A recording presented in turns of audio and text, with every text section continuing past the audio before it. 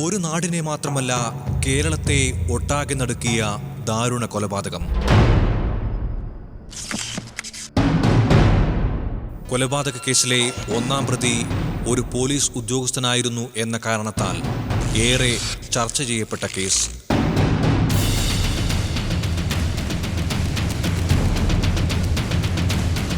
നിയമപാലകർ തന്നെ നിയമനിഷേധം നടത്തി എന്നതുകൊണ്ട് വാർത്തകളിൽ ഇടം നേടിയ പ്രവീൺ വധക്കേസിന്റെ വസ്തുതകൾ തേടുന്നു ബ്ലാക്ക് ആൻഡ് വൈറ്റ്.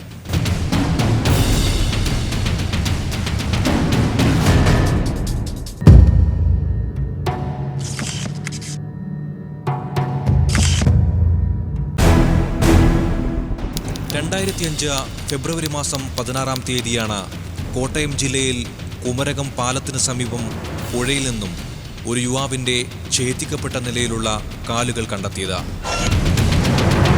പിറ്റേന്ന് ഏറ്റുമാനൂർ സ്വദേശിയായ രാമകൃഷ്ണൻ തൻ്റെ മകൻ പ്രവീണിനെ കാണാനില്ലെന്ന് പോലീസിൽ പരാതിപ്പെടുകയും വരും ദിവസങ്ങളിൽ മൃതദേഹത്തിൻ്റെ കൈകൾ, ഉടൽ, ശിരസ് തുടങ്ങിയവ കൂടി വിവിധ സ്ഥലങ്ങളിൽ നിന്ന് കണ്ടെത്തുകയും കൂടി ചെയ്തതോടെ സംഭവങ്ങൾക്ക് കൂടുതൽ ഗൗരവം കൈവരികയായിരുന്നു. ഞാൻ കോട്ടയം ജില്ലാ പോലീസ് സൂപ്രണ്ടായി ചുമതല വഹിച്ചു വരവേ 16/2/2005 ഉച്ചയോടുകൂടി കുമരകം പാലത്തിനടിയിൽ നദിയിലായി ഒരു യുവാവിൻ്റെ ഛേദിക്കപ്പെട്ട 2 കാലുകൾ കിടക്കുന്നതായി വിവരം കിട്ടി. ഈ വിവരത്തിൻ്റെ അടിസ്ഥാനത്തിൽ കുമരകം പോലീസ് സ്റ്റേഷനിൽ ഒരു കേസ് രജിസ്റ്റർ ചെയ്തു. ഞാൻ ആ കേസിൻ്റെ സംഭവസ്ഥലത്തേക്ക് പോയി. അവിടെ ചെന്നപ്പോൾ ഏതോ ഒരു യുവാവിനെ അതിനിഷ്ഠുരമായി കൊലപ്പെടുത്തി അയാളുടെ കാലുകൾ രണ്ടും ഛേദിക്കപ്പെട്ട് ആറ്റിൽ കൊണ്ടുവന്ന് ഇട്ടതാണ് എന്ന് മനസ്സിലായി. ആ കേസിൻ്റെ അന്വേഷണം മുന്നോട്ട് പോകവേ 18/2/2005 ഏറ്റുമാനൂർ സ്വദേശിയായ രാമകൃഷ്ണൻ എന്നയാൾ അയാളുടെ മകൻ പ്രവീണിനെ കാണാനില്ലെന്നും അയാളെ കൊലപ്പെടുത്തിയതാണെന്ന് സംശയിക്കുന്നതായും കാണിച്ച് ഒരു പരാതി പോലീസ് സ്റ്റേഷനിൽ നൽകുകയുണ്ടായി. ഇതിൻ്റെ അടിസ്ഥാനത്തിൽ ഏറ്റുമാനൂർ പോലീസ് സ്റ്റേഷനിൽ ഒരു കേസ് രജിസ്റ്റർ ചെയ്തു. ഇത്രയുമായപ്പോഴേക്കും ഈ 2 സംഭവങ്ങളും സംയോജിപ്പിച്ചുകൊണ്ട് വളരെ വാർത്താ പ്രാധാന്യമുള്ള ഒരു സംഭവമായി ഇത് മാറി. ആ സാഹചര്യത്തിൽ ഒരു അന്വേഷണത്തിനായി ഒരു പ്രത്യേക ടീം രൂപവൽക്കരിച്ചുകൊണ്ട് DYSP മുരളിയെ അതിൻ്റെ ചുമതലയിൽ നൽകി അന്വേഷണ ഉദ്യോഗസ്ഥനായി നിയമിക്കുകയുണ്ടായി.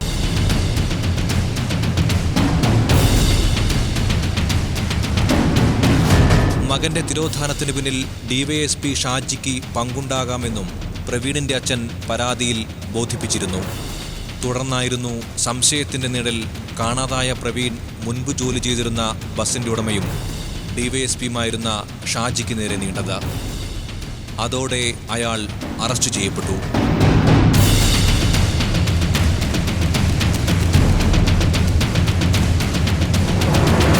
അന്ന് ഞാൻ കോട്ടയം DYSP ആയിരുന്നു. കോട്ടയം വെസ്റ്റ് പോലീസ് സ്റ്റേഷനിലും അതുപോലെ തന്നെ ഏറ്റുമാനൂർ പോലീസ് സ്റ്റേഷനിലും 2 കേസ് റിപ്പോർട്ടായിട്ടുണ്ട് എന്നുള്ള വിവരം അറിഞ്ഞ് ഈ കേസുകൾ രണ്ടും മാധ്യമ ശ്രദ്ധ പിടിച്ചു പറ്റിയതുകൊണ്ട് ഈ കേസ് കോട്ടയം DYSP തന്നെ അന്വേഷണം എന്ന നിർദ്ദേശം എനിക്ക് ലഭിക്കുകയുണ്ടായി. അതനുസരിച്ച് ഞാൻ ഈ 2 കേസിൻ്റെ അന്വേഷണ ചുമതല ഏറ്റെടുത്തു. ഞാൻ ഏറ്റുമാനൂർ പോലീസ് സ്റ്റേഷൻ റിപ്പോർട്ടായ കേസിലെ പ്രവീണിൻ്റെ മരണപ്പെട്ട കാണാതായെന്ന് പറയുന്ന പ്രവീണിൻ്റെ അച്ഛനെ കൂടുതലായിട്ട് ചോദ്യം ചെയ്തപ്പോൾ എനിക്ക് ഒരു കാര്യം വ്യക്തമായി. ഈ കാണാതായ പ്രവീൺ അന്ന് മലപ്പുറത്തെ DYSP അഡ്മിനിസ്ട്രേഷൻ DYSP ആയിരുന്ന ഷാജി എന്ന ആളുടെ അടുത്ത ബന്ധുവായിരുന്നു. ഈ പ്രവീൺ ഷാജിയുടെ ബസ്സിലെ ഷാജിക്ക് ഇപ്പോൾ അന്ന് പള്ളുരുത്തിയിൽ താമസിക്കുകയാണ്. 5-6 ബസ്സുകളുണ്ടായിരുന്നു. അദ്ദേഹത്തിൻ്റെ ഡ്രൈവറായും ജോലി നോക്കിയിട്ടുണ്ട് എന്ന് വിവരം കിട്ടുകയും എന്തോ കാരണത്താൽ ഇവർ തമ്മിൽ പിണങ്ങി ഇപ്പോൾ ഷാജി ഏറ്റുമാനൂർ തിരിച്ച് എത്തിയിട്ടുള്ളതാണ് വിവരം കിട്ടി. അതനുസരിച്ച് ഞാൻ ഷാജിയെയും മരണപ്പെട്ട പ്രവീണിനെയും കുറിച്ച് കൂടുതൽ അന്വേഷണം നടത്തിയപ്പോൾ ഈ ഷാജിക്കും പ്രവീണിനും എല്ലാം സ്ത്രീ വിഷയത്തിൽ വളരെ താല്പര്യമാണെന്നുള്ള വിവരം മനസ്സിലായി. മാത്രമല്ല മരണപ്പെട്ട പ്രവീൺ ഷാജിയുടെ ഭാര്യയുമായിട്ട് എന്തോ ചില അവിഹിത ബന്ധങ്ങൾ ഉണ്ടായിരുന്നെന്നും അത് ഷാജി അറിയാനിടയായതുകൊണ്ട് ആണ് പ്രവീണിനെ അവിടെ നിന്നും പറഞ്ഞു വിട്ടത് എന്നും എനിക്ക് ബോധ്യപ്പെട്ടു. ഭാര്യയുമായി അവിഹിത ബന്ധമുണ്ടെന്ന സംശയത്തെ തുറന്ന ഷാജി ബന്ധുകൂടിയായ പ്രവീണിനെ കൊലപ്പെടുത്തിയ ശേഷം ശരീരഭാഗങ്ങൾ മുറിച്ച വേമ്പനാട്ട് കായലിൽ ഒഴുക്കിയെന്നായിരുന്നു പ്രോസിക്യൂഷൻ കേസ്.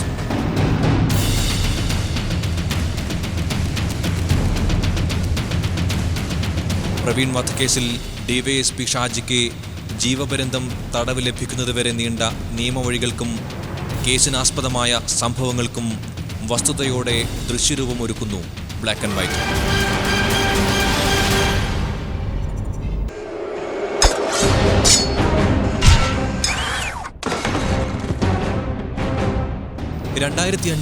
ഫെബ്രുവരി 16 വ്യാഴാഴ്ചയായിരുന്നു കോട്ടയം ജില്ലയിൽ കുമരകത്തെ പെണ്ണാർത്തോട്ടിൽ ഛേദിക്കപ്പെട്ട നിലയിലുള്ള മനുഷ്യന്റെ കാലുകൾ പൊങ്ങിക്കിടക്കുന്നത് പരിസരവാസികൾ ശ്രദ്ധിച്ചത്. വിവരമറിഞ്ഞ് സ്ഥലത്തെത്തിയ പോലീസ് സംഘത്തിന് അത് ഏതോ യുവാവിനെ നിഷ്ഠൂരമായി കൊലപ്പെടുത്തിയ ശേഷം കാലുകൾ മുറിച്ചു മാറ്റി പുഴയിൽ തള്ളിയതാണെന്ന് ബോധ്യമായി. പിറ്റേ ദിവസം ഏറ്റുമാനൂർ മാടപ്പാട്ട് മേവക്കാട്ട് വീട്ടിൽ പ്രവീൺ എന്ന യുവാവിനെ കാണാനില്ല എന്ന പരാതിയുമായി അയാളുടെ അച്ഛൻ ഏറ്റുമാനൂർ പോലീസിൽ പരാതി നൽകിയതോടെ police man missing case register ചെയ്ത് അന്വേഷണം ആരംഭിച്ചു.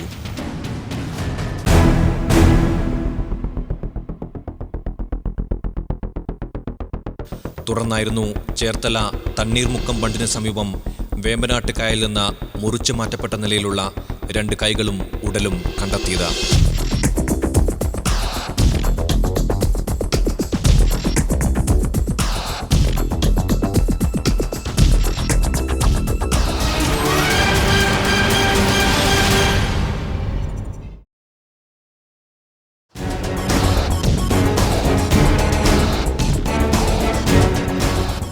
സംശയത്തിന്റെ മുന അന്നത്തെ മലപ്പുറം അഡ്മിനിസ്ട്രേഷൻ ഡിവൈഎസ്പി ആയിരുന്ന ഷാജിയിലേക്ക് നീളുന്ന വിവരങ്ങളാണ് അന്വേഷണ ഉദ്യോഗസ്ഥർക്ക് ലഭിച്ചത്. ഷാജിയുടെ ബന്ധുവും സ്വകാര്യ വാഹനത്തിലെ ഡ്രൈവറുമായിരുന്നു പ്രവീൺ. എറണാകുളം പള്ളുരുത്തിയിൽ ഷാജിയുടെ ഭാര്യയുടെ പേരിലുള്ള ബസ്സുകളുടെ നടത്തിപ്പ് ചുമതല മാത്രമല്ല, അദ്ദേഹത്തിന്റെ വീട്ടുകാര്യങ്ങൾ നോക്കി നടത്തിയിരുന്നതും പ്രവീണായിരുന്നു.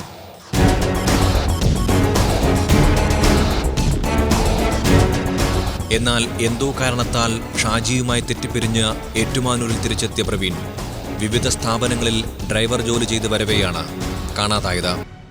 അന്വേഷണത്തിൽ പ്രവീൺ വധത്തിൽ ഡിവൈഎസ്പി ഷാജിക്ക് പങ്കുണ്ടാകാമെന്ന സംശയം ബലപ്പെട്ടതോടെ അന്വേഷണ സംഘം അദ്ദേഹത്തെ കസ്റ്റഡിയിലെടുക്കുകയായിരുന്നു. ഞാൻ ഷാജിയെ കൂടുതലായി ചോദ്യം ചെയ്തു. കോട്ടയം പോലീസ് ക്ലബ്ബിൽ കൊണ്ടുവന്നും കൂടുതൽ ചോദ്യം ചെയ്തു. അങ്ങനെ കൂടുതൽ അന്വേഷണം നടത്തി വരവേ എനിക്ക് ഈ കേസിൻ്റെ യഥാർത്ഥ വിവരങ്ങൾ മനസ്സിലായിട്ടുള്ളതാണ്.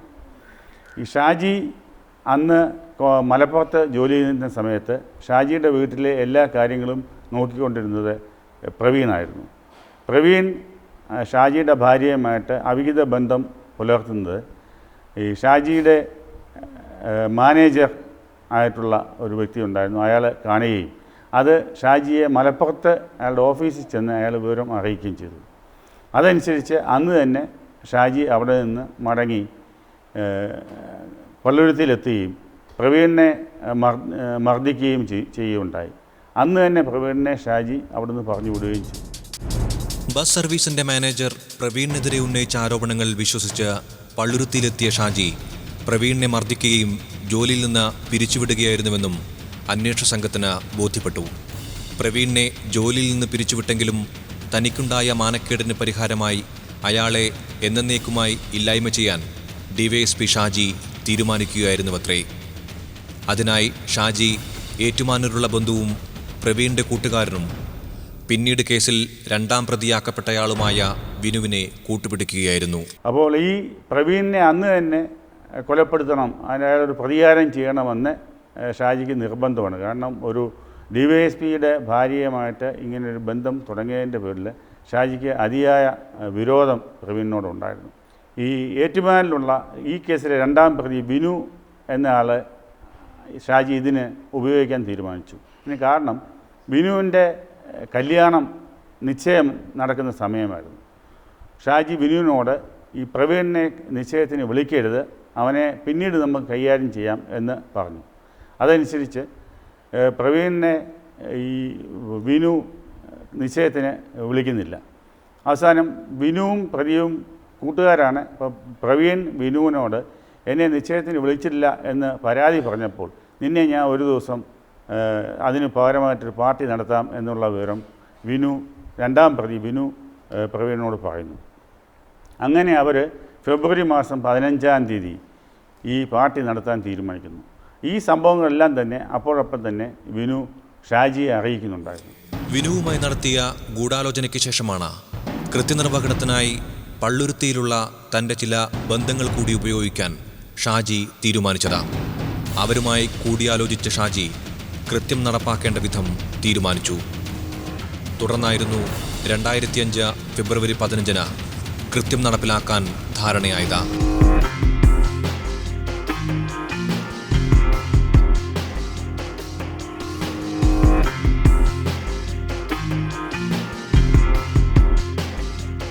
DYSP ആയിരുന്ന ഷാജിയുടെ പള്ളുരുത്തിയിലെ സിൽബന്ദികളായിരുന്നു അവിടുത്തെ ഗുണ്ടാ ലിസ്റ്റിൽപ്പെട്ട പ്രവീൺ, പ്രിയൻ, കണ്ടെയ്നർ ഷാജി, സുനിൽ എന്നിങ്ങനെ 3 പേർ.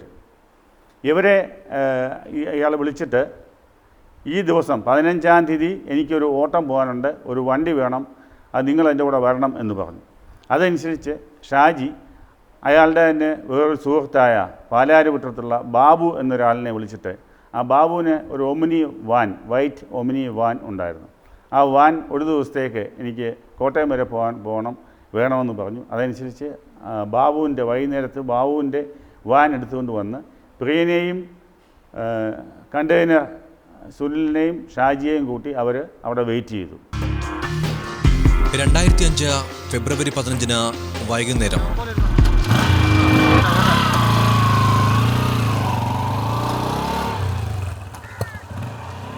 രണ്ടാം പ്രതി വിനു പ്രവീണിനെ ബൈക്കിൽ കൂട്ടിക്കൊണ്ടുപോയി കോട്ടയത്തെ ഒരു ബാറിൽ വെച്ച് കണക്കിലധികം മദ്യപിപ്പിച്ചു.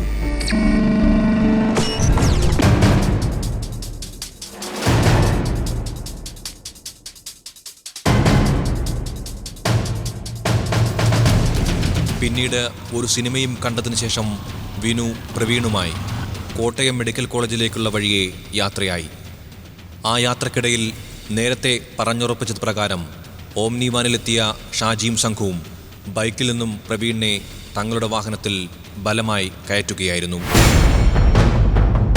പ്രിയനും മറ്റു കൂട്ടുകാരും ചേർന്ന് ഈ പ്രവീണിനെ ബൈക്കിൽ നിന്ന് പിടിച്ചിറക്കി ഈ ഓംനി വാനിൽ കയറ്റി അവിടെ നിന്നും മെഡിക്കൽ കോളേജിൻ്റെ നഴ്സിംഗ് സ്കൂളിൻ്റെ അടുത്ത് ചെന്നിട്ട് അവിടെ വച്ച് ഈ പ്രവീണിനെ കൊണ്ട് അയാളുടെ അച്ഛന് ഒരു കത്തെഴുതിക്കുന്നുണ്ട്. ഞാൻ ബോംബെക്ക് പോവുകയാണെന്നും അവിടെ പോയി എന്തെങ്കിലും ജോലി നോക്കിയിട്ട് കുറേ നാൾ കഴിഞ്ഞിട്ട് മടങ്ങി വരത്തുള്ളൂ എന്നും പറഞ്ഞുകൊണ്ട് ഈ പേര് എഴുതി ഒപ്പിടിക്കുന്നുണ്ട്. എന്നിട്ട് ഒരു പ്ലാസ്റ്റിക് കയർ ഉപയോഗിച്ച് കഴുത്തിൽ കുരുക്കിട്ട് പ്രവീണിനെ ഷാജി കൊലപ്പെടുത്തുകയാണ് ഉണ്ടായത്.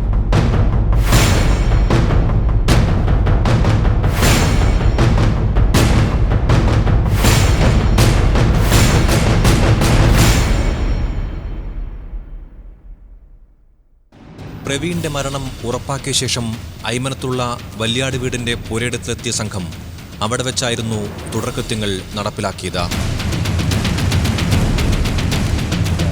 അവിടെ വെച്ച് ഈ പ്രവീണിൻ്റെ കാലുകളും കൈയും എല്ലാം വെട്ടി മാറ്റി, കഴുത്തും വെട്ടി മാറ്റിയതിന് ശേഷം ഇത് പ്ലാസ്റ്റിക് ചാക്കിനകത്ത് ഇയാൾ പൊതിയുന്നു. അവിടെ വെച്ച് തന്നെ യാതൊരു പ്രയാസവും കൂടാതെ നേരെ പോയി കുളിച്ച് വൃത്തിയായി ഡ്രസ്സെല്ലാം ധരിച്ചതിന് ശേഷം അവിടെ നിന്ന് നേരെ വണ്ടിയിൽ കയറി പോയിട്ട് ചീപ്പുങ്കൽ പാലത്തെ കൊണ്ടുവന്ന് ഈ കാലുകൾ അവിടെ ഉപേക്ഷിക്കുകയാണ് ആദ്യം ചെയ്യുന്നത്. അവിടെ നിന്ന് നേരെ പോയിട്ട് തണ്ണീർമുക്കം ബണ്ടിൽ വന്നിട്ട് ബോഡിയും പിന്നെ ഉടലും അതുപോലെ കൈകളും 2 ഭാഗത്തായിട്ട് തണ്ണീർമുക്കത്ത് ബണ്ടിൽ 2 ഭാഗത്തായിട്ട് ഉപേക്ഷിക്കുന്നു. അവിടെ നിന്ന് നേരിട്ട് പോയിട്ട് എരമറ്റൂർ എന്ന സ്ഥലത്തുള്ള AT's ബാറിൽ അതിൻ്റെ പാർക്കിംഗ് ഗ്രൗണ്ടിൽ വന്ന് അവിടെ ഈ ഒരു കുഴി ഉണ്ടാക്കി അതിൽ ഈ തല ഒരു പ്ലാസ്റ്റിക് സഞ്ചിയിലാണ് പൊതിഞ്ഞെടുത്തത്. ആ പ്ലാസ്റ്റിക് സഞ്ചി അവിടെ കുഴിച്ചിടുകയാണ് ചെയ്തത്.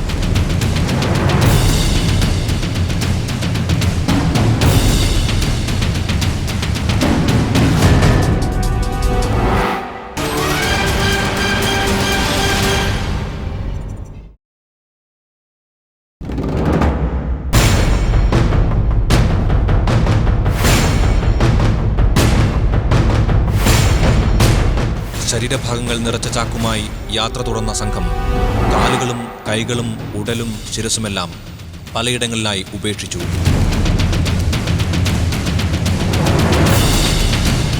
പക്ഷേ കുമരകം ചീപ്പുങ്കൽ പാലത്തിന് സമീപത്തു നിന്നും കാലുകൾ കണ്ടെത്തിയതറിഞ്ഞ് ഷാജിയും വിനുവും കൂടി മൃതദേഹത്തിൻ്റെ ശിരസ് ആദ്യം കുഴിച്ചിട്ടിരുന്ന സ്ഥലത്തു നിന്നും മാന്തിയെടുത്ത് കൊച്ചിയിൽ കൊണ്ടുപോയി കായലിൽ ഉപേക്ഷിച്ചു.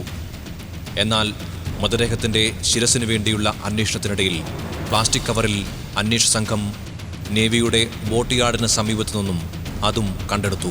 തെളിവെടുപ്പിൻ്റെ തുടർന്നുള്ള ഘട്ടത്തിൽ മൃതശരീരം വെട്ടിനുറുക്കാൻ ഉപയോഗിച്ച വെട്ടുകത്തിക്ക് വേണ്ടി നേവിയുടെ മുങ്ങൽ വിദഗ്ധരെ വരെ ഉപയോഗിച്ചെങ്കിലും ഫലം കണ്ടില്ല.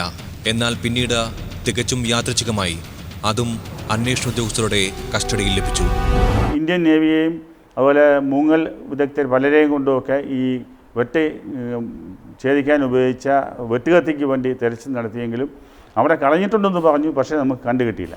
പക്ഷേ ലാസ്റ്റ് ഡേയിൽ പ്രതികളെ തിരിച്ച് ഹാജരാക്കുന്നതിന് മണിക്കൂറുകൾക്ക് മുമ്പ് ഞങ്ങൾ അവിടെ നിൽക്കുമ്പോൾ വേലി ഇറക്കത്തിൽ വെള്ളമെല്ലാം പറ്റിക്കഴിഞ്ഞപ്പോൾ ഈ വെട്ടുകത്തി അവിടെ ചതുപ്പിൽ പതിഞ്ഞിരിക്കുന്നതായിട്ട് ഞങ്ങൾ കാണപ്പെടുകയുണ്ടായി. അവിടെ വെച്ച് തന്നെ ഞങ്ങൾ അത് കണ്ടെടുക്കുകയാണ്. വളരെ സമർത്ഥനും ബുദ്ധിമാനുമായിരുന്ന ഒരു പോലീസ് ഉദ്യോഗസ്ഥനായിരുന്നു ഷാജി എന്നതുകൊണ്ട് തന്നെ ചോദ്യം ചെയ്യലിൻ്റെ ഓരോ ഘട്ടത്തിലും വളരെ തന്ത്രപൂർവമായിരുന്നു അയാളുടെ പെരുമാറ്റവും മറുപടികളും എന്ന് അന്വേഷണ ഉദ്യോഗസ്ഥർ ഓർമ്മിക്കുന്നു. ഷാജി വളരെ കണ്ണിങ് ആയിട്ടുള്ള ഒരു ക്രിമിനലാണ്. കാരണം ഒരു പോലീസ് ഉദ്യോഗസ്ഥൻ കൂടിയായ അദ്ദേഹത്തിന് ഈ കേസിനകത്ത് എന്തെല്ലാം ലൂപ്പ് ഹോൾസ് ഉണ്ടാകാം, ഏതെല്ലാം രീതിയിൽ ഈ പറയുന്ന കേസ് ഡിക്റ്റേറ്റ് ചെയ്യാതിരിക്കാം എന്നുള്ളതിനെക്കുറിച്ച് ഒരു മുൻധാരണ ഉണ്ടായിരുന്നു. അതനുസരിച്ച് ഞങ്ങൾ ഏത് ചോദ്യം ചോദിച്ചാലും അടുത്ത് ചോദിക്കാമോ ചോദ്യം എന്താണെന്ന് മുൻകൂട്ടി അറിയാവുന്ന ഷാജി അതിനൊക്കെ വളരെ ബുദ്ധിപരമായ മറുപടികളാണ് ആദ്യമൊക്കെ പറഞ്ഞുകൊണ്ടിരുന്നത്. പക്ഷേ ഞങ്ങൾ അയാൾ പറഞ്ഞ ഓരോ ആൻസറും ഓരോ ഉത്തരങ്ങളും കള്ളമാണ് പറയുന്നതെന്ന് ആദ്യം ഞങ്ങൾക്ക് 100% അയാളെ ബോധ്യപ്പെടുത്താൻ സാധിച്ചു. കാരണം അയാൾ പറഞ്ഞ കാര്യം അപ്പോൾ തന്നെ വെരിഫൈ ചെയ്തിട്ട് അങ്ങനെ പറഞ്ഞതെല്ലാം കള്ളമാണ് എന്ന് ബോധ്യപ്പെടുത്തിയത് കൊണ്ടാണ് തന്നെ പിടിച്ചു നിൽക്കാൻ വന്നിട്ട് ഈ ഒരു കേസ് ഞങ്ങളുടെ മുമ്പിൽ കൺഫസ് ചെയ്തത്. കൊല്ലപ്പെട്ടത് പ്രവീൺ തന്നെയാണെന്ന് വ്യക്തമായിരുന്നുവെങ്കിലും ശാസ്ത്രീയമായ തെളിവുകളുടെ അടിസ്ഥാനത്തിൽ അത് തെളിയിക്കേണ്ടത് അന്വേഷണ സംഘത്തിൻ്റെ ആവശ്യമായിരുന്നു. മദ്രാസിലെ ഫോറൻസിക് ലാബിൽ വെച്ച് അതും സാധ്യമായത് പോലീസിൻ്റെ മറ്റൊരു വിജയമായി. അന്വേഷണത്തിൻ്റെ ഓരോ ഘട്ടത്തിലും മാധ്യമങ്ങളിൽ നിന്നും പൊതുജനങ്ങളിൽ നിന്നും ലഭിച്ചിരുന്ന പിന്തുണ കേസന്വേഷണത്തെ സഹായിച്ചു. പ്രവീൺ വധത്തിൻ്റെ അന്വേഷണം പൂർത്തിയാക്കിയ അന്വേഷണ സംഘം 85 ദിവസം കൊണ്ട് തന്നെ കുറ്റപത്രം സമർപ്പിച്ചു. കോട്ടയം സെഷൻസ് കോടതിയിലായിരുന്നു കൊലക്കേസിൻ്റെ വിചാരണ. വിചാരണക്കൊടുവിൽ കോടതി 1-ാം പ്രതി ഷാജിക്കും 2-ാം പ്രതി വിനുവിനും ജീവപര്യന്തം തടവ് വിധിച്ചു. ഷാജി അന്ന് നേരത്തെ ക്രൈംബ്രാഞ്ചിൽ ജോലി ചെയ്യുന്ന സമയത്ത് അന്വേഷിച്ച കേസുകളിൽ തന്നെ തല കാണാതായ കേസുകളുണ്ടായിരുന്നു. അപ്പോൾ അത് കണ്ടുകിട്ടാത്തതുകൊണ്ട് അതൊന്നും തന്നെ അത് കണ്ടുപിടിക്കാൻ സാധിച്ചിട്ടില്ല. അപ്പോൾ ഷാജിയുടെ മനസ്സിൽ ഒരു ഇതുണ്ടായിരുന്നു, ഈ കേസ് ഒരിക്കലും ഡിക്റ്റേറ്റ് ചെയ്യത്തില്ല എന്നുള്ള ഒരു തോന്നൽ ഷാജിക്ക് ഉണ്ടായിരുന്നു. അത് 2 ദിവസം കൊണ്ട് ഞങ്ങൾക്ക് പൊളിക്കാൻ സാധിച്ചു എന്നുള്ളതാണ് ഈ കേസിൻ്റെ വലിയൊരു വിജയമെന്ന് പറയുന്നത്. മറ്റു പ്രതികൾക്ക് വേണ്ടി അന്വേഷണം തുറന്ന പോലീസ് സംഘം 3 മാസങ്ങൾക്ക് ശേഷം 3-4 പ്രതികളെ മുംബൈയിൽ നിന്നും അറസ്റ്റ് ചെയ്തു. വിചാരണക്കൊടുവിൽ കീഴ്ക്കോടതി ഇരുവർക്കും വധശിക്ഷയാണ് വിധിച്ചത്. തുടർന്ന് അവരുടെ അപ്പീലിന്മേൽ വാദം കേട്ട ഹൈക്കോടതി ഡിവിഷൻ ബെഞ്ച് ഇരുവരെയും വെറുതെ വിടുകയായിരുന്നു. എന്നാൽ 1-ാം പ്രതി ഷാജിയുടെയും 2-ാം പ്രതി വിനുവിൻ്റെയും ജീവപര്യന്തം തടവ് ശിക്ഷ ഹൈക്കോടതി ശരിവെച്ചു. കേരളത്തിലെ കുറ്റാന്വേഷണ ചരിത്രത്തിൽ നിയമപാലകർ തന്നെ നേരിട്ട് കുറ്റകൃത്യത്തിൽ പങ്കാളിയായി എന്ന കാരണത്താൽ കുപ്രസിദ്ധിയാർജിച്ച കേസുകളിൽ 2-ാമത്തേതാണ് പ്രവീൺ വധക്കേസ്. ആ നിലയിൽ വാർത്തകളിൽ ഇടം നേടിയ ആദ്യ സംഭവം വർഷങ്ങൾക്ക് മുൻപ് നടന്ന രാമങ്കരി SI സുഗതൻ പ്രതിയായുള്ള സോമൻ കൊലക്കേസ് ആയിരുന്നുവെന്നും 2 കേസുകളും തമ്മിൽ നിരവധി സാദൃശ്യങ്ങളുണ്ടെന്നും പ്രവീൺ വധക്കേസിൻ്റെ അന്വേഷണത്തിന് മേൽനോട്ടം വഹിച്ച റിട്ടയർഡ് SP വഹാബ് സാക്ഷ്യപ്പെടുത്തുന്നു. വളരെയേറെ സമാനതകൾ ഈ 2 കേസിലും നമുക്ക് കാണാൻ കഴിയും. 2 കേസിലും കൊലപാതകത്തിന് എൻ്റെ മോട്ടീവായി പ്രവർത്തിച്ചത് വ്യക്തിവിരോധം തന്നെയാണ്. ആ വ്യക്തിവിരോധത്തിനുള്ള കാരണമാകട്ടെ സ്ത്രീയും. സുഗതൻ കേസിൽ തൻ്റെ കാമുകിയായിരുന്ന സ്ത്രീയുടെ കാമുകനെന്ന് ധരിച്ചയാളിനെയാണ് SI സുഗതൻ കൊലപ്പെടുത്തി തലയും ഉടലും വേർപെടുത്തി തെളിവ് നശിപ്പിക്കാനായി പുളിങ്കുന്നാറ്റിൽ ഒഴുക്കിവിട്ടതെങ്കിൽ ഇവിടെ DYSP ഷാജി തൻ്റെ ഭാര്യയുടെ ജാരനെന്ന് സംശയിച്ച തൻ്റെ ബന്ധുവായ പ്രവീണിനെ കൊലപ്പെടുത്തണമെന്ന് മുൻകൂട്ടി തീരുമാനിച്ചുറച്ച് അയാളുടെ ബന്ധുവായ വിനുവിൻ്റെ സഹായവും കൂടെ തേടി കൊലപാതകത്തിന് ഉപയോഗിക്കേണ്ട കത്തി, വെട്ടുകത്തി വളരെ നേരത്തെ തന്നെ പണിയിച്ച് കസ്റ്റഡിയിൽ സൂക്ഷിക്കുകയും വളരെ തന്ത്രപൂർവം പ്രവീണിനെ വിനുവശം തൻ്റെ കസ്റ്റഡിയിൽ വരുത്തി ഒരു കോട്ടയം മെഡിക്കൽ കോളേജിന് സമീപത്ത് നിന്നും ഒരു മാരുതി വാനിൽ കയറ്റിക്കൊണ്ടുപോയി അവിടെ വാനിൽ വെച്ച് നിർബന്ധപൂർവ്വം അയാൾ നാട് വിട്ടുപോവുകയാണെന്ന് പറഞ്ഞ് അച്ഛനെ അഡ്രസ്സ് ചെയ്തുകൊണ്ടൊരു കത്തെഴുതി വാങ്ങിച്ച ശേഷം അയാളെ സ്ട്രാങ്കുലേറ്റ് ചെയ്ത് കൊലപ്പെടുത്തി. സോമൻ കേസിലും സുഗതൻ നടത്തിയ സോമൻ കേസിലും ഇതേപോലെ തന്നെ ആ വിക്ടിമിനെ കൊണ്ട് അയാളെ കൊല ചെയ്യുന്നതിന് മുമ്പായി ഒരു കത്ത് എഴുതി വാങ്ങിക്കുകയും പിന്നീട് അത് അഡ്രസ്സിക്ക് തന്നെ അവരുടെ പേരിൽ പോസ്റ്റ് ചെയ്യുകയും ചെയ്തിട്ടുണ്ട്. അപ്പോൾ ഇങ്ങനെ ഈ രണ്ട് കേസുകളിലും നോക്കുമ്പോൾ കരുതിക്കൂട്ടി നടത്തിയ കൊലപാതകം, സ്ത്രീയാണ് മുഖ്യ വിഷയം, കസ്റ്റഡിയിൽ എടുക്കുന്നു, സ്ട്രാങ്കുലേറ്റ് ചെയ്ത് കൊല്ലുന്നതിന് മുമ്പായി കത്തെഴുതി വാങ്ങിക്കുന്നു, ബോഡി പീസാക്കുന്നു, തെളിവ് നശിപ്പിക്കുന്നതിന് വേണ്ടി ആറ്റിലെറിയുന്നു എന്നുള്ളതാണ്. അപ്പോൾ ഈ രണ്ട് ഉദ്യോഗസ്ഥന്മാരും അവരുടെ പോലീസിലുള്ള സേവന പരിചയം വെച്ച് അവർക്കെതിരായി തെളിവ് കുറ്റകൃത്യം പ്ലാൻ ചെയ്ത് അവർക്കെതിരായി വരാവുന്ന തെളിവുകൾ നശിപ്പിച്ചുകൊണ്ട് രക്ഷപ്പെടാൻ ശ്രമിച്ച ഒരു സംഭവം നമുക്ക് ഈ കേസിൽ കാണാൻ പറ്റും. പ്രവീൺ വധക്കേസിൽ പ്രതികൾ അറസ്റ്റ് ചെയ്യപ്പെടുകയും ശിക്ഷിക്കപ്പെടുകയും ചെയ്തതോടെ അതിൻ്റെ നിയമവഴികൾ താൽക്കാലികമായി അവസാനിച്ചുവെങ്കിലും കേസിൽ ഒന്നാം പ്രതിയും മുൻ DYSPയുമായിരുന്ന ഷാജി സമർപ്പിച്ച ഹർജി ഇപ്പോഴും സുപ്രീം കോടതിയുടെ പരിഗണനയിലാണ്. ഇതൊരു ദൈവനീതിയാണ്. എത്ര മുൻകരുതലോടുകൂടി കുറ്റകൃത്യം ചെയ്താലും അത് പൊങ്ങി വരാനും ആ കേസ് തെളിവിലേക്ക് വരാനുമുള്ള സാധ്യത ദൈവത്തിൻ്റെ ഭാഗത്തു നിന്നും ചില കേസുകളിലെങ്കിലും ഉണ്ടാകും എന്നുള്ള ഒരു ഗുണപാഠം സമൂഹത്തിന് നൽകുന്നതാണ് ഈ രണ്ട് കേസുകൾ.